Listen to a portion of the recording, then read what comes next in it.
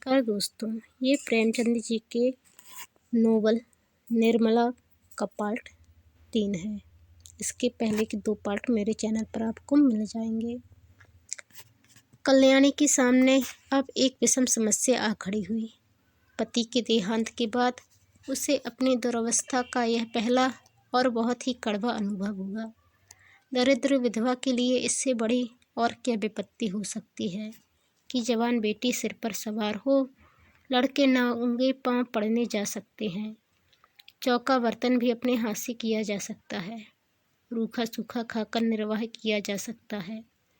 झोपड़े में दिन काटे जा सकते हैं, लेकिन युवती कन्या घर में नहीं बैठाई जा सकती। कल्याणी को भालचंद्र पर ऐसा क्रोध आता था कि स्वयं जाकर उसके मुँह में कालिख लगाऊं, सिर के बाल नोच लूं, कहूं कि तू अपनी बात से फिर गया, तू अपने बाप का बेटा नहीं। पंडित मोतीराम ने उनकी कपट लीला का नग्न वृत्तांत सुना दिया था। वह इसी क्रोध में भरी बैठी थी कि कृष्णा खेलती हुई आई और बोली, कै दिन में बारात आएगी अम्मा? पंडित तो आ गए। कल्याणी, बारात का सपना देख रही है क्या? कृष्णा, वही चंदर तो कह रहा है कि 2-3 दिन में बारात आएगी। क्या ना जाएंगी अम्मा? कल्याणी, एक बार तो कह दिया, सिर क्यों खाती है? कृष्णा, सबके घर तो बारात आ रही है, हमारे यहाँ क्यों नहीं आती? कल्याणी, तेरे यहाँ जो बारात लाने वाला था उसके घर में आग लग गई। कृष्णा, सच अम्मा? तब तो सारा घर जल गया होगा। कहाँ रहते होंगे? बहन कहाँ जाकर रहेगी? कल्याणी, अरे पगली, तू तो बात ही नहीं समझती। आग नहीं लगी, वह हमारे यहाँ ब्याह न करेगा। कृष्णा, यह क्यों अम्मा? पहले तो वहीं ठीक हो गया था ना। कल्याणी, बहुत से रुपए मांगता है, मेरे पास उसे देने को रुपए नहीं है। कृष्णा, क्या बड़ी लालची है अम्मा? कल्याणी, लालची नहीं तो और क्या है, पूरा कसाई, निर्दयी, दगाबाज। कृष्णा, तब तो अम्मा बहुत अच्छा हुआ कि उसके घर बहन का ब्याह नहीं हुआ। बहन उसके साथ कैसे रहती? यह तो खुश होने की बात है अम्मा, तुम रंज क्यों करती हो? कल्याणी ने पुत्री को स्नेहमय दृष्टि से देखा। इनका कथन कितना सत्य है, भोले शब्दों में समस्या का कितना मार्मिक निरूपण है। सचमुच यह तो प्रसन्न होने की बात है कि ऐसे कुपात्रों से संबंध नहीं हुआ। रंज की कोई बात नहीं। ऐसे कुमानुषों के बीच में बेचारी निर्मला की ना जाने क्या गति होती। अपने नसीबों को रोती। जरा सा घी दाल में अधिक पड़ जाता तो सारे घर में शोर मच जाता। जरा खाना ज़्यादा पक जाता तो सास धनिया सिर पर उठा लेती। लड़का भी ऐसा लोभी है। बड़ी अच्छी बात हुई, नहीं बेचारी को उम्र भर रोना पड़ता। कल्याणी यहाँ से उठी तो उसका हृदय हल्का हो गया था। लेकिन विवाह तो करना ही था, और हो सके तो इसी साल, नहीं तो दूसरे साल फिर नए सिरे से तैयारियां करनी पड़ेंगी। अब अच्छे घर की ज़रूरत न थी, अच्छे वर की ज़रूरत न थी। अभागिनी को अच्छा घर वर कहाँ मिलता? अब तो किसी भांति सिर का बोझा उतारना था, किसी भांति लड़की को पार लगाना था, उसे कुएं में झोंकना था। यह रूपवती है, गुणशीला है, चतुर है, कुलीन है, तो हुआ करे। दहेज नहीं है तो उसके सारे गुण दोष हैं, दहेज हो तो सारे दोष गुण हैं। प्राणी का कोई मूल्य नहीं, केवल दहेज का मूल्य है। कितनी विषम भाग्य लीला है। कल्याणी का दोष कुछ कम न था। अबला और विधवा होना ही उसे दोषों से मुक्त नहीं कर सकता। उसे अपने लड़के अपनी लड़कियों से कहीं ज़्यादा प्यारे थे। लड़के हल्के बैल हैं, भूसे खली पर पहला हक उनका है। उनके खाने से जो बचे वह गायों का मकान था। कुछ नगद था, कई हजार के गहने थे, लेकिन उसे अभी 2 लड़कों का पालन पोषण करना था, उन्हें पढ़ाना लिखाना था। एक कन्या और भी 4-5 साल में विवाह करने योग्य हो जाएगी, इसलिए वह कोई बड़ी रकम दहेज में न दे सकती थी। आखिर लड़कों को भी तो कुछ चाहिए। वे क्या समझेंगे कि हमारा भी कोई बाप था।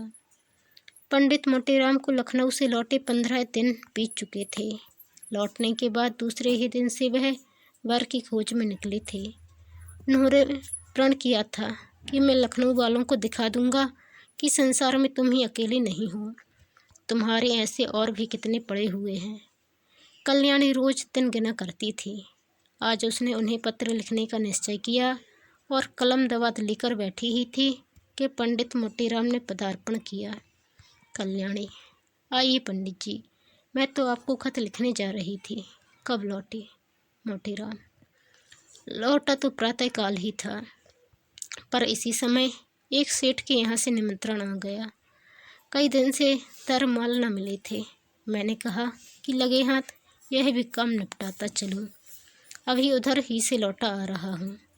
कोई 500 ब्राह्मणों को पंगत थी। कल्याणी, कुछ कार्य सिद्ध भी हुआ या रास्ता ही न अपना पड़ा? मोटेराम, कार्य क्यों न सिद्ध होगा, भला यह भी कोई बात है। 5 जगह बातचीत कराया हूँ, 5 की नकल लाया हूँ। उनमें से आप चाहे जिसे पसंद करें। यह देखिए, इस लड़के का बाप डाक की सिंगे में 100 रुपये महीने का नौकर है। लड़का अभी कॉलेज में पढ़ रहा है, मगर नौकरी का भरोसा है। घर में कोई जायदाद नहीं। लड़का होनहार मालूम होता है, खानदान भी अच्छा है। 2000 में बात तय हो जाएगी। मांगते तो यह 3000 है। कल्याणी, लड़के के कोई भाई है? मोटे, नहीं, मगर 3 बहनें हैं और तीनों कुंवारी। माता जीवित है। अच्छा, अब दूसरी निकल दिए। यह लड़का रेल के सींगे में 50 रुपये महीना पाता है। माँ बाप नहीं है।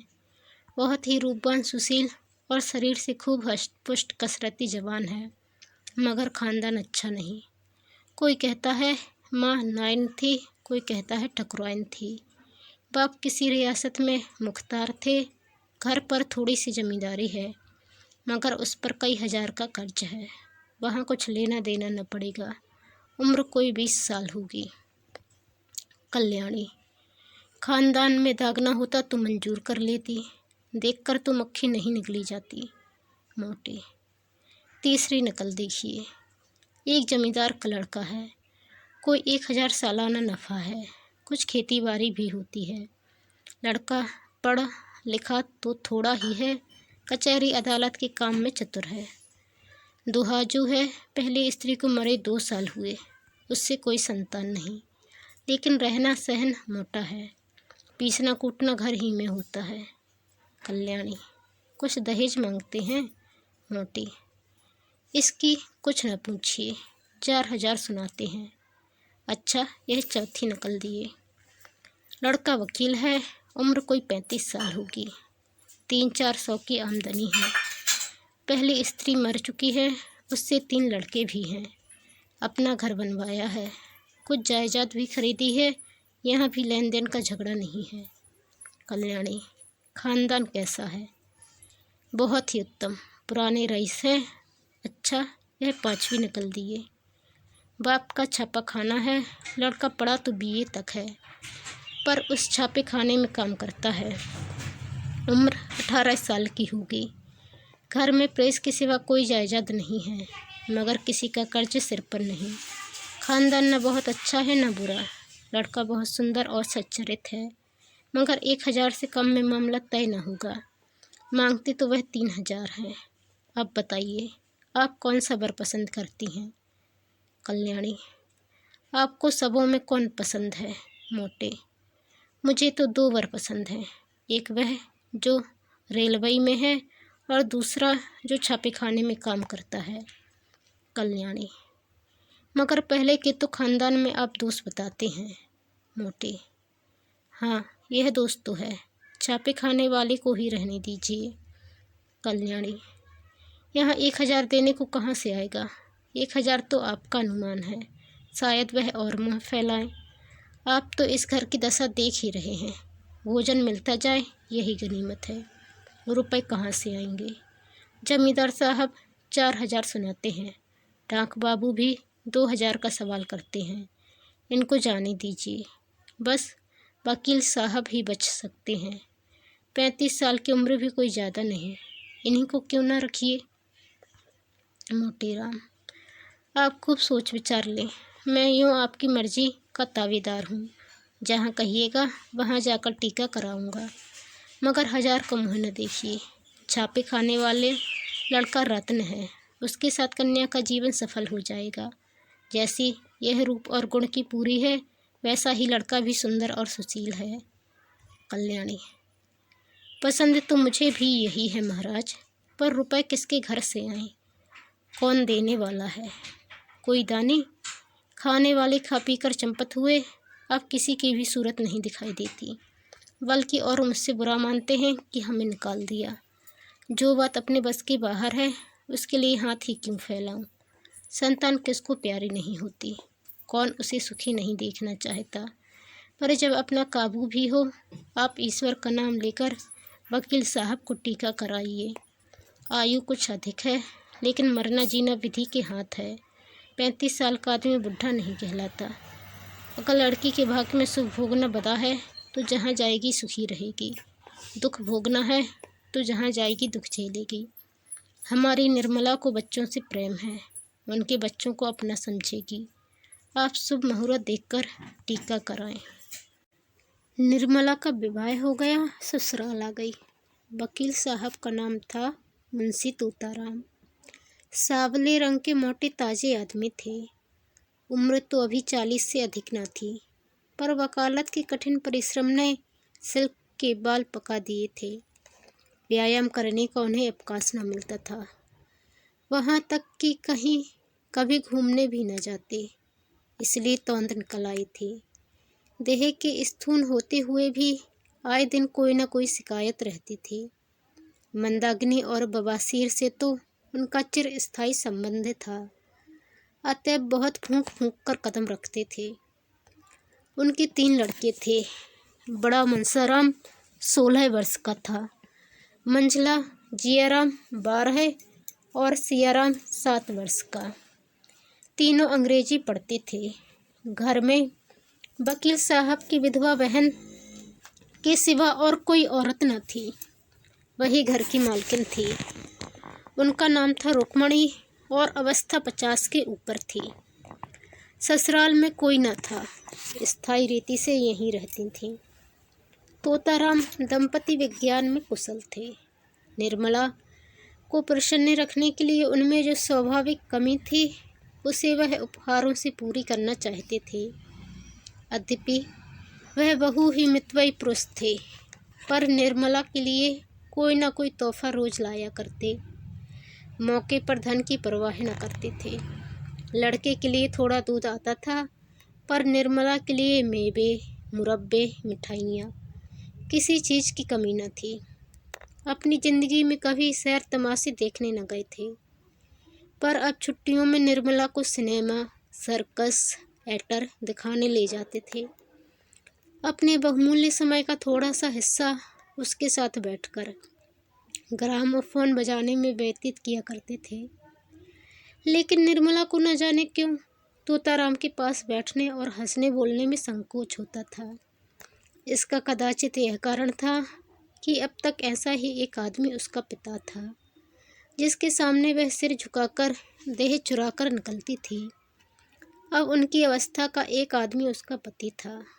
वह उसे प्रेम की वस्तु नहीं, सम्मान की वस्तु समझती थी। उनसे भागती फिरती, उनको देखते ही उसकी प्रफुल्लता पलायन कर जाती थी।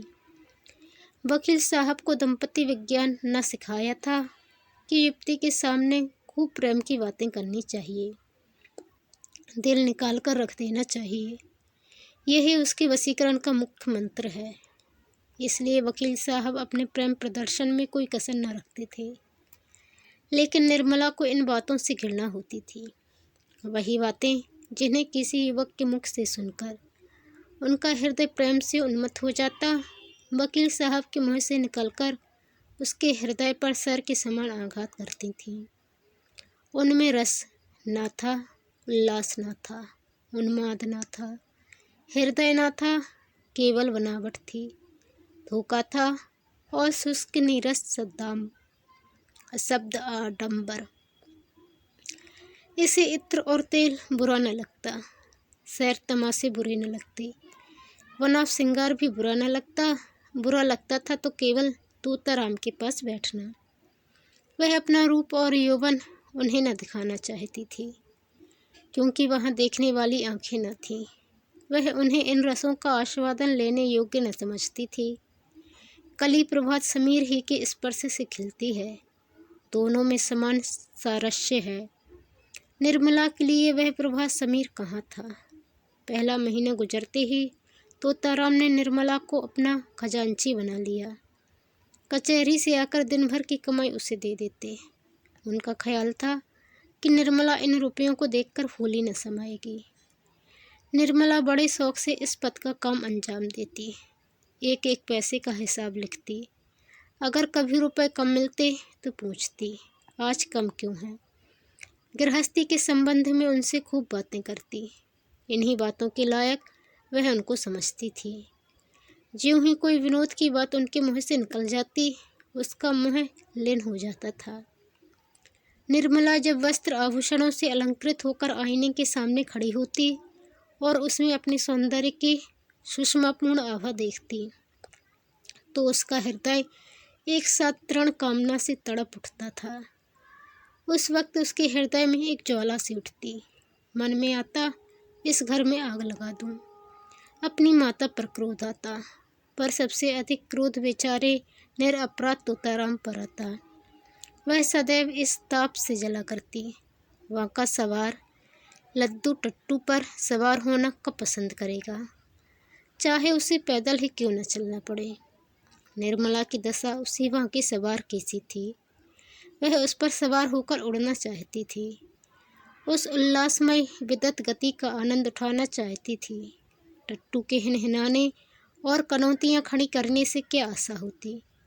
संभव था कि बच्चों के साथ हंसने खेलने से वह अपनी दशा को थोड़ी देर के लिए भूल जाती, कुछ मन हरा हो जाता।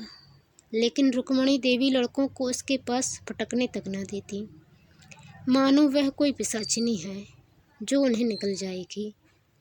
रुक्मणी देवी का स्वभाव सारे संसार से निराला था। यह पता लगाना कठिन था कि वह किस बात से खुश होती थीं और किस बात से नाराज। एक बार जिस बात से खुश हो जाती थीं, दूसरी बार उसी बात से जल जाती थीं। अगर निर्मला अपने कमरे में बैठी रहती तो कहती कि ना जाने कहाँ की मनहूसन है।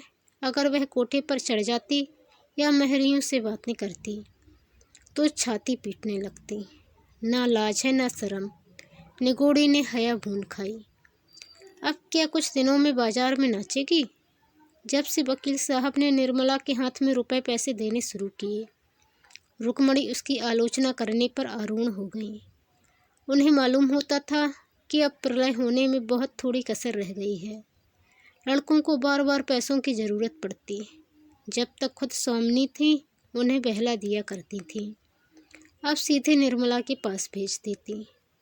निर्मला को लड़कों के चटोरापन अच्छा न लगता था, कभी कभी पैसे देने से इनकार कर देती। रुक्मणी को अपने वागबाण सर करने का अवसर मिल जाता।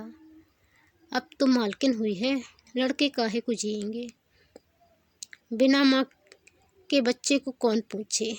रुपयों की मिठाइयाँ खा जाते थे, अब धेले धेले को तरसते हैं। निर्मला अगर चढ़कर किसी दिन बिना कुछ पूछे ताछे पैसे दे देती तो देवी जी उसकी दूसरी ही आलोचना करती। इन्हें क्या, लड़के मरे या जिए, इनकी बला से। माँ के बिना कौन समझाए कि बेटा बहुत मिठाइयाँ मत खाओ, आई गई तो मेरे सिर जाएगी। इन्हें क्या। यहीं तक होता तो निर्मला शायद जब्त कर जाती, पर देवी जी तो खुफिया पुलिस से सिपाही की भांति निर्मला का पीछा करती रहती थी। अगर वह कोठे पर खड़ी है तो अवश्य ही किसी पर निगाह डाल रही होगी। महरी से बातें करती है तो अवश्य ही उनकी निंदा करती होगी। बाजार से कुछ मंगवाती है तो अवश्य कोई विलास वस्तु होगी। वह बराबर उसके पत्र पढ़ने की चेष्टा किया करती, छिप छिप कर बातें सुना करती। निर्मला उनकी धोधरी तलवार से कांपती रहती थी। यहाँ तक कि उसने एक दिन पति से कहा, आप जरा जीजी को समझा दीजिए क्यों मेरे पीछे पड़ रहती हैं? तोताराम ने तेज होकर कहा। तुम्हें कुछ कहा है क्या? रोज ही कहती हैं, बात मुँह से निकालना मुश्किल है। अगर उन्हें इस बात की जलन हो कि यह मालकिन क्यों बनी हुई है, तो आप उन्हीं को रुपए पैसे दीजिए, मुझे न चाहिए। यही मालकिन बनी रहे। मैं तो केवल इतना चाहती हूँ कि कोई मुझे ताने महने न दिया करे। यह कहते कहते निर्मला की आंखों से आंसू बहने लगे। तोताराम को अपना प्रेम दिखाने का यह बहुत ही अच्छा मौका मिला। बोले, मैं आज ही उनकी खबर लूँगा। साफ कह दूँगा, मुँह बंद करके रहना है तो रहो, नहीं तो अपनी राह लो। इस घर की स्वामिनी वह नहीं है, तुम हो। वह केवल तुम्हारी सहायता के लिए है। अगर सहायता करने के बदले तुम्हें दिक करती हैं तो उनके यहाँ रहने की ज़रूरत नहीं। मैंने सोचा था कि विधवा हैं, अनाथ हैं, पाव भर आटा खाएंगी, पड़ी रहेंगी।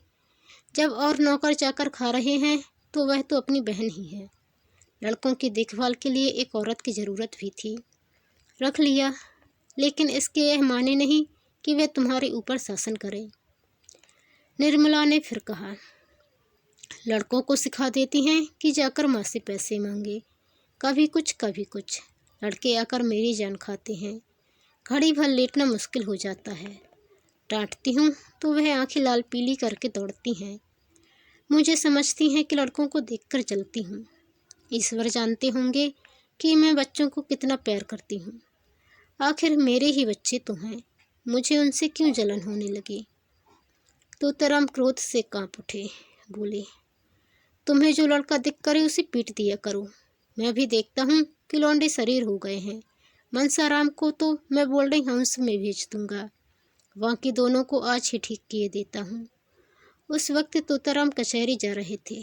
डांट डपट करने का मौका न था, लेकिन कचहरी से लौटते ही उन्होंने घर में रुक्मणी से कहा, क्यों बहन, तुम्हें इस घर में रहना है या नहीं? अगर रहना है शांत होकर रहो, यह क्या कि दूसरों का रहना मुश्किल कर दो। रुक्मणी समझ गई कि बहू ने अपना बार किया, पर वह दबने वाली औरत न थी। एक तो उम्र में बड़ी, तिस पर इस घर की सेवा में जिंदगी काटती थी। किसकी मजाल थी कि उन्हें बेदखल कर दे। उन्हें भाई की इस क्षुद्रता पर आश्चर्य हुआ। बोली, तो क्या लौंडी बनाकर रखेंगे?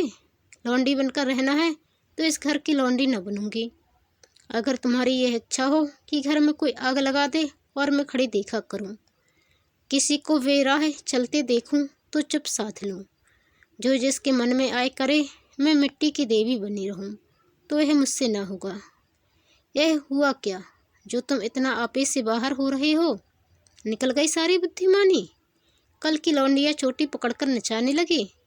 कुछ पूछना न ताछना, बस उसने तार खींचा और तुम काठ के सिपाही की तरह तलवार निकालकर खड़े हो गए।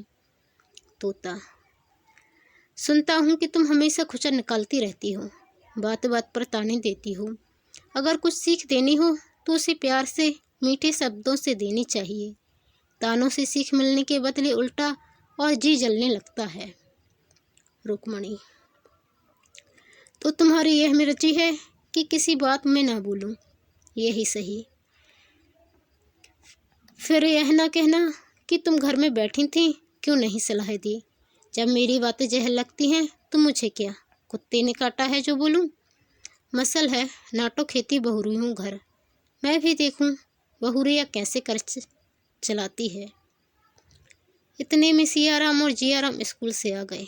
आते ही आते दोनों बुआ जी के पास जाकर खाने को मांगने लगे। रुक्मणी ने कहा, जाकर अपनी नई अम्मा से क्यों नहीं मांगते? मुझे बोलने का हुक्म नहीं है। तोता, अगर तुम लोगों ने उस घर में कदम रखा तो टांग तोड़ दूंगा। बदमाशी पर कमर बांधी है। जियाराम जरा सूख था, बोला, उनको तो आप कुछ नहीं कहते, हम ही को धमकाते हैं, कभी पैसे नहीं देती। सियाराम ने इस कथन का अनुमोदन किया। कहती हैं, मुझे दिख करोगे तो कान काट लूँगी। कहती हैं कि नहीं जिया? निर्मला अपने कमरे से बोली, मैंने कब कहा था कि तुम्हारे कान काट लूँगी? अभी से झूठ बोलने लगे। इतना सुनना था कि तोताराम ने सियाराम के दोनों कान पकड़कर उठा लिया। लड़का जोर से चीख मारकर रोने लगा। रुक्मणी ने दौड़कर बच्चे को मुंशी जी के हाथ से छुड़ा लिया और बोली, बस रहने भी दो, क्या बच्चे को मार डालोगे? हाय हाय, कान लाल हो गया। सच कहा है, नई बीवी पाकर आदमी अंधा हो जाता है। अभी से यह हाल है तो इस घर के भगवान ही मालिक हैं। निर्मला अपनी विजय पर मन ही मन प्रसन्न हो रही थी, लेकिन जब मुंशी जी ने बच्चे का कान पकड़कर उठा लिया तो उससे न रह गया। छुड़ाने को दौड़ी, पर रुक्मणी पहले ही पहुंच गई थी। बोली, पहले आग लगा दी, अब बुझाने दौड़ी हूँ। जब अपने लड़के होंगे तब आंखें खुलेंगी, पराए पीर क्या जानो। निर्मला, खड़े तो हैं, पूछ लो ना, मैंने क्या आग लगा दी? मैंने इतना ही कहा था कि लड़के मुझे पैसों के लिए बार बार दिक करते हैं। इसके सिवा जो मेरे मुंह से कुछ निकला हो तो मेरी आंखें फूट जाएं।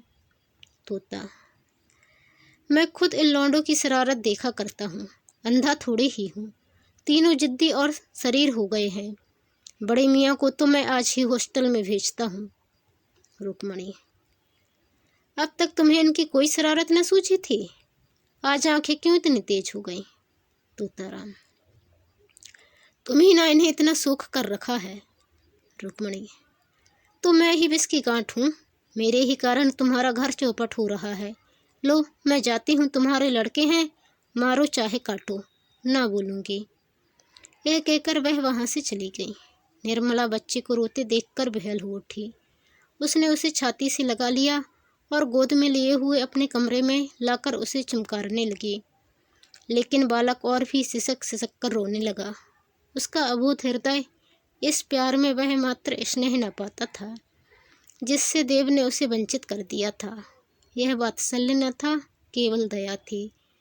यह वह वस्तु थी जिस पर उसका कोई अधिकार न था, जो केवल भिक्षा के रूप में उसे दी जा रही थी। पिता ने पहले भी एक बार मारा था, जब उसकी माँ जीवित थी, लेकिन तब उसकी माँ उसे छाती से लगाकर रोती न थी। वह अप्रसन्न होकर उससे बोलना छोड़ देती, यहाँ तक कि वह स्वयं थोड़ी ही देर के लिए कुछ भूलकर फिर माता के पास दौड़ा जाता था। शरारत के लिए सजा पाना तो उसकी समझ में आता था, लेकिन मार खाने पर चमकारा जाना उसकी समझ में न आता था। मात्र प्रेम में कठोरता होती थी, लेकिन मृदुलता से मिली हुई। इस प्रेम में करुणा थी, पर वह कठोरता न थी, जो आत्मीयता का गुप्त संदेश है। स्वस्थ अंग की परवाह कौन करता है, लेकिन वही अंग जब किसी वेदना से टपकने लगता है तो उसे ठेस और धक्के से बचाने का यत्न किया जाता है। निर्मला का करुण रोदन बालक को उसके अनाथ होने की सूचना दे रहा था। वह बड़ी देर तक निर्मला को गोद में बैठा रोता रहा और रोते रोते सो गया। निर्मला ने उसे चारपाई पर सुलाना चाहा तो बालक ने सुषुप्त अवस्था में अपनी दोनों कोमल बाहें उसकी गर्दन में डाल दी और ऐसा चिपट गया मानो नीचे कोई गड़ा हो। शंका और भय से उसका मुख विकृत हो गया। निर्मला ने फिर बालक को गोद में उठा लिया, चारपाई पर ना सुला सकी। इस समय बालक को गोद में लिए हुए उसे वह दृष्टि हो रही थी जो अब तक कभी न हुई थी। आज पहली बार उसे आत्मवेदना हुई, जिसकी न आँख नहीं खुलती, अपना कर्तव्य मार्ग नहीं समझता। वह मार्ग अब दिखाई देने लगा।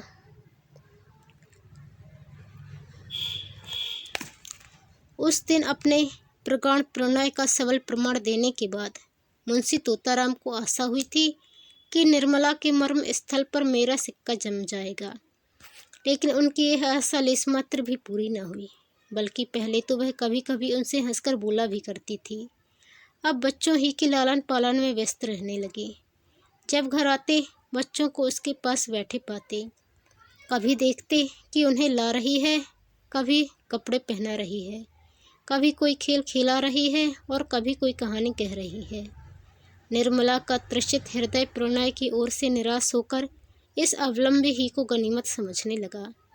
बच्चों के साथ हंसने बोलने में उसकी मात्र कल्पना तृप्त होती थी। पति के साथ हंसने बोलने में उससे जो संकोच, जो अरुचि तथा जो अनिच्छा होती थी, यहाँ तक कि वह उठकर भाग जाना चाहती। उसके बदले बालकों के सच्चे सरल स्नेह से चित्त प्रसन्न हो जाता था। पहले मनसाराम उसके पास आते हुए झिझकता था, लेकिन मानसिक विकास में 5 साल छोटा। हॉकी और फुटबॉल ही उसका संसार, उसकी कल्पनाओं का मुक्त क्षेत्र तथा उसकी कामनाओं का हरा भरा बाग था। एक हरे बदन का हरा सुंदर हंसमुख लज्जाशील बालक था, जिसका घर से केवल भोजन का नाता था। बाकी सारे दिन न जाने कहाँ घूमा करता। निर्मला उसके मुँह से खेल की बातें सुनकर थोड़ी देर के लिए अपनी चिंताओं को भूल जाती और चाहती थी एक बार फिर वही दिन आ जाते जब वह गुड़िया खेलती और उसके ब्याह रचाया करती थी, और जिसे अभी बहुत ही थोड़े दिन गुजरे थे। मुंशी तोताराम अन्य एकांत सेवी मनुष्यों की भांति बिसी जीव थे। कुछ दिनों तो वह निर्मला को सैर तमाशे दिखाते रहे, लेकिन जब देखा कि इसका कुछ फल नहीं होता तो फिर एकांत सेवन करने लगे। दिन भर के कठिन मानसिक परिश्रम के बाद उनका चित्त आमोद प्रमोद के लिए ललाहित हो जाता, लेकिन जब अपनी विनोद वाटिका में प्रवेश करते और उसके फूलों को मुरझाया, फूलों पौधों को सूखा और क्यारियों से धूल उड़ती हुई देखते तो उनका जी चाहता क्यों न इस वाटिका को उजाड़ दूं। निर्मला उनसे क्यों विरक्त रहती है, इसका रहस्य उनकी समझ में न आता था। दंपत्ति शास्त्र के सारे मंत्रों की परीक्षा कर चुके, पर मनोरथ पूरा न हुआ। अब क्या करना चाहिए, यह उनकी समझ में न आता था। एक दिन वह इसी चिंता में बैठे हुए थे कि उनके सहपाठी मित्र नयन सुखराम आकर बैठ गए और सलाम बलाम के बाद मुस्कुराकर बोले, आजकल तो खूब गहरी छनती होगी। नई बीवी का आलिंगन करके जवानी का मजा आता जाता होगा।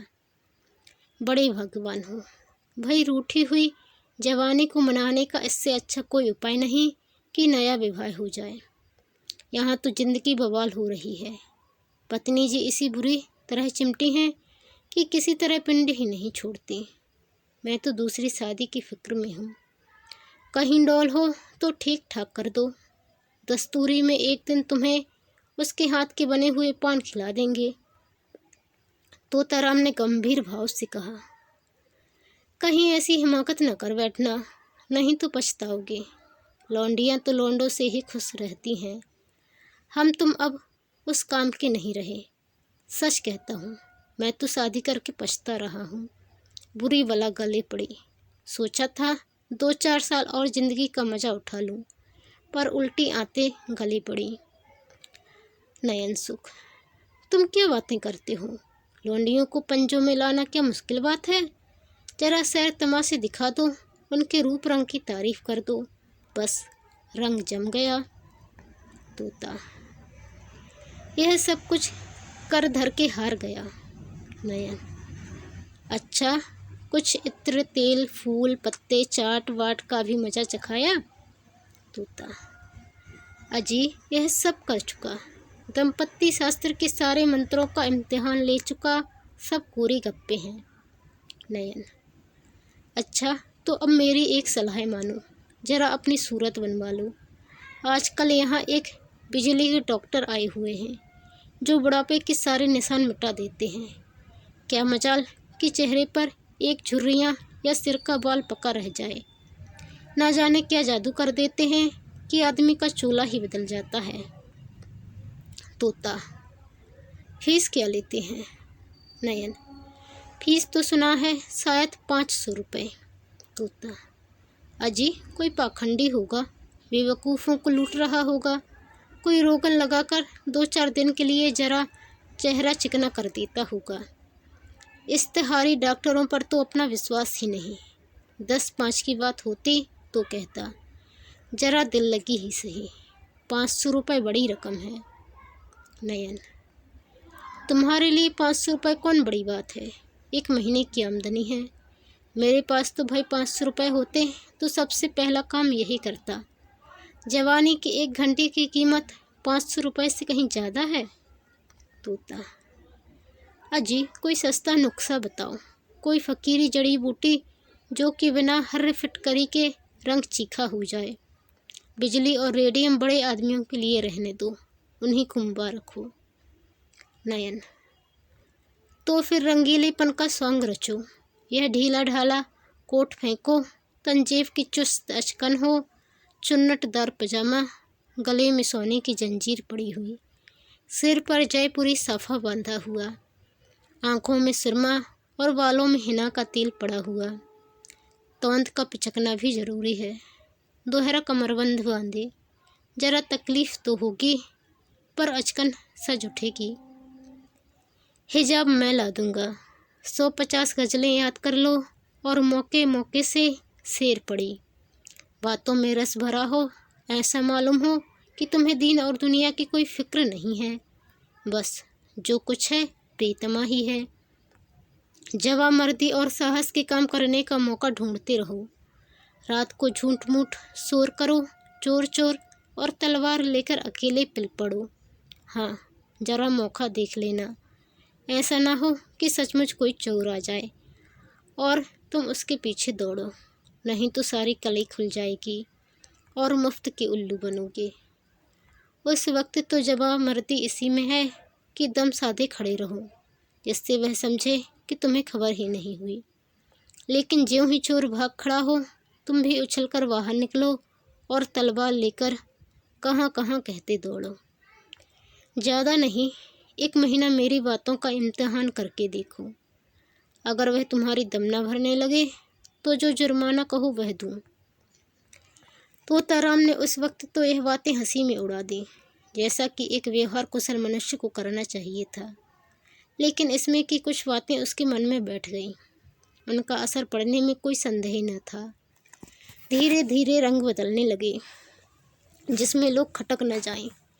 पहले बालों से शुरू किया, फिर सुरमे की बारी आई, यहाँ तक कि 1-2 महीने में उनका क्लेवर ही बदल गया। गजलें याद करने का प्रस्ताव तो हास्यास्पद था, लेकिन वीरता की डींग मारने में कोई हानि न थी। उस दिन से वह रोज़ अपनी जवाबमर्दी का कोई न कोई प्रसंग अवश्य छेड़ देती। निर्मला को संदेह होने लगा कि कहीं इन्हें उन्माद का रोग तो नहीं हो रहा है। जो आदमी मूंग की दाल और मोटे आटे के 2 फुलके खाकर भी नमक सुलेमानी का मोहताज हो, उसके छैलेपन पर उन्माद का संदेह हो तो आश्चर्य ही क्या। निर्मला पर इस पागलपन का और क्या रंग जमता हो, उसे उन पर दया आने लगी। क्रोध और घृणा का भाव जाता रहा। क्रोध और घृणा उन पर होती है जो अपने होश में हो। पागल आदमी तो दया ही का पात्र है। वह बात बात में उनकी चुटकियां लेती, उनका मजाक उड़ाती, जैसे लोग पागलों के साथ किया करते हैं। हाँ, इसका ध्यान रखती कि वह समझ न जाए। वह सोचती बेचारा अपने पाप का प्रायश्चित कर रहा है। यह सारा सॉन्ग केवल इसलिए तो है ही कि मैं अपना दुख भूल जाऊं। आखिर अब भाग्य तो बदल सकता नहीं, इस बेचारे को क्यों जलाऊं।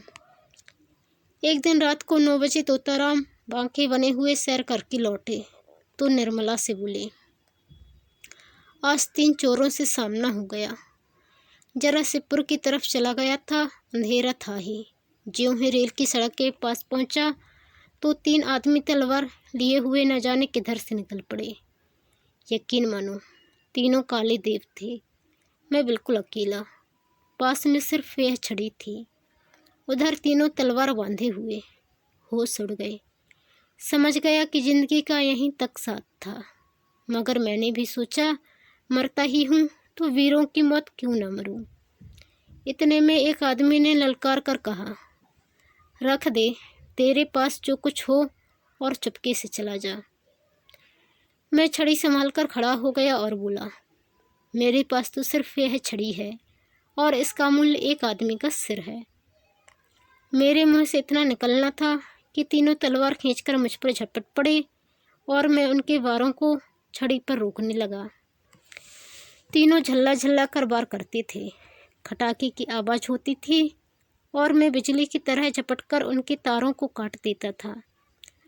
कोई 10 मिनट तक तीनों ने खूब तलवार के जौहर दिखाए, पर मुझ पर रफ तक न आई। मजबूरी यही थी कि मेरे हाथ में तलवार न थी। यदि कहीं तलवार होती तो एक को जीता न छोड़ता। खैर, कहाँ तक बयान करूं। उस वक्त मेरे हाथों की सफाई देखने काबिल थी। मुझे खुद आश्चर्य हो रहा था कि यह चपलता मुझ में कहाँ से आ गई। जब तीनों ने देखा कि यहाँ दाल न गलने की, तो तलवार म्यान में रख ली और पीठ ठोक कर बोले, जवान, तुम सा वीर आज तक नहीं देखा। हम तीनों 300 पर भारी गांव के गांव ढोल बजाकर लूटते हैं, पर आज तुमने हमें नीचा दिखा दिया। हम तुम्हारा लोहा मान गए। यह कहकर तीनों फिर नज़रों से गायब हो गए। निर्मला ने गंभीर भाव से मुस्कुराकर कहा, इस छड़ी पर तो तलवार के बहुत से निशान बने हुए होंगे। मुंशी जी इस शंका के लिए तैयार न थे, पर कोई जवाब देना आवश्यक था। बोले, मैं वारों को बराबर खाली कर देता। 2-4 चोटें छड़ी पर पड़ी भी तो उचटती हुई, जिनसे कोई निशान नहीं पड़ सकता था। अभी उनके मुंह से पूरी बात भी न निकली थी कि सहसा रुक्मणी देवी बदहवास दौड़ती हुई आई और हाँफते हुए बोली, तोता है कि नहीं? मेरे कमरे में सांप निकल आया है। मेरी चारपाई के नीचे बैठा हुआ है। मैं उठकर भागी। मुँह कोई 2 गज का होगा। वह निकाली फुफकार रहा है। जरा चलो तो डंडा लेते चलना। तोताराम के चेहरे का रंग उड़ गया। मुँह पर हवाइयाँ छूटने लगीं, मगर मन के भावों को छिपाकर बोले, सांप यहाँ कहाँ? तुम्हें धोखा हुआ होगा, कोई रस्सी होगी।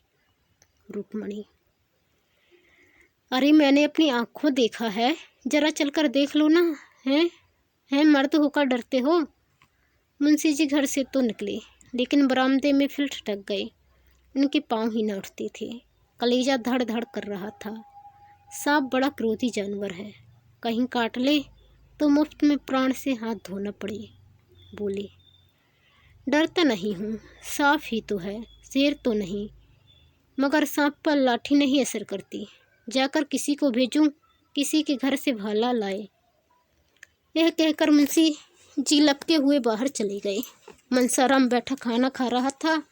मुंशी जी तो बाहर चले गए। इधर वह खाना छोड़ अपनी हॉकी का डंडा हाथ में ले कमरे में घुस ही तो पड़ा और तुरंत चारपाई खींच ली। सांप मस्त था। भागने के बदले फन निकालकर खड़ा हो गया।